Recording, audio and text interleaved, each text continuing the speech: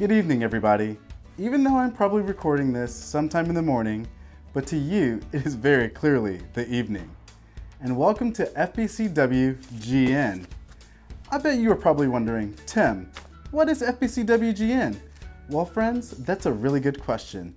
For years now, I've been wondering why there isn't a show that talks about the good news and not just the boring cable news. Well, since I know you were seeking some good news, I reached out to some of you to get that information. And wow, did you deliver? We had some incredible, heartwarming stories coming in from our church community as we become more and more of a go and tell church during this pandemic.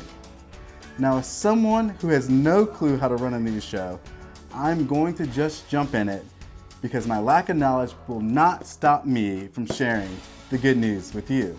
So now for some good news. The last time you actually stepped foot in the building, we were collecting go and tell bags to provide enough food for families and students for the week of spring break.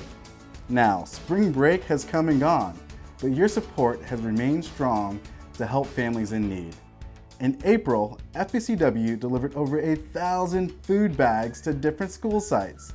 Since then, we have delivered 135 additional bags to family in need in our community. FBCW has also partnered with Prince William Food Rescue as both a distribution site and a pickup location for families calling in that are in need. We have also been blessed to receive a boatload of donations from our local grocery stores like Wegmans, Walmart, and other local food banks. We indeed need to tip our hats off to Matt Ryba and his team for working so diligently. We are truly blown away by this good news. Now, the good news does not have to stop with go and tell bags. We have shared that the time away from the busyness of our lives has caused us to reconnect and spend time with our families and loved ones. In the Dillman household, they have found time to create little reading nooks in random places. They have also found awesome ways to love on their neighbors during the social distancing guidelines, and by the neighbor, I mean my wife. Happy birthday, sweetheart. Now, in the Pendergraph household, they have been spending their time playing bingo and reconnecting with their coworkers of the ELC. Not to mention, they found the time to paint an amazing stained glass window on their door. That's pretty amazing, guys. The good news gets even better. The Sweet family spent their time creating Easter egg hunt puzzles and spreading cheer around their neighborhoods with painted scripture on rocks and doing drive-by birthday parades for their friends and neighbors.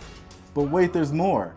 Now the Mill family is continuing the drive-by trend by sharing birthday greetings, visiting our local fire stations, and even by driving by their teacher's house to wish them well. Listen, there is so much good news out there that I just cannot stop. Now the Batterman family has spent their time away using the mantra that the family that prays together and works out together stays together. Good job, guys.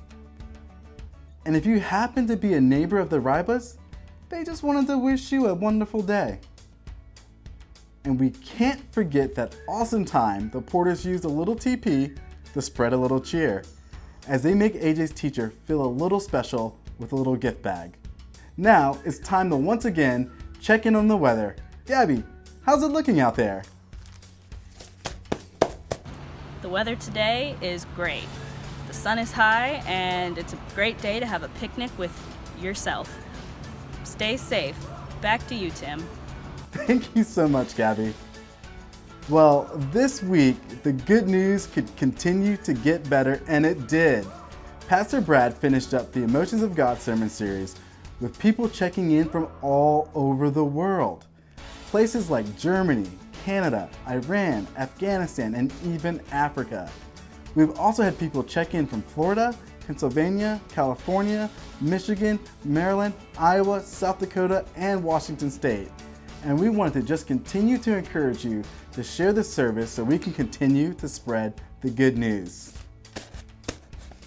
And now it's time once again to check in on sports. Noah, how's it looking out there? Hey Tim, today we have a little baseball going on.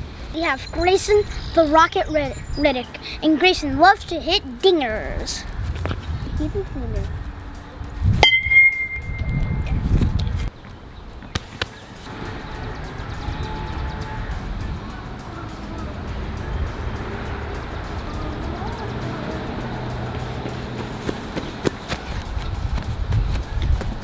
great hit, Rocket.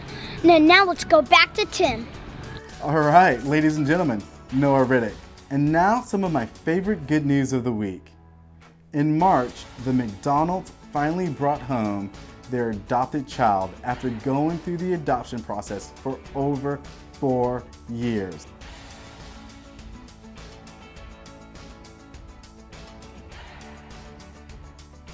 We're so happy for you guys. But the good news knows no end, and we are also sharing the good news from the Barb family as they welcome their new little guy, Beckham, Isaiah, into the family. And his middle name comes from the scripture, Isaiah 43, 1-2.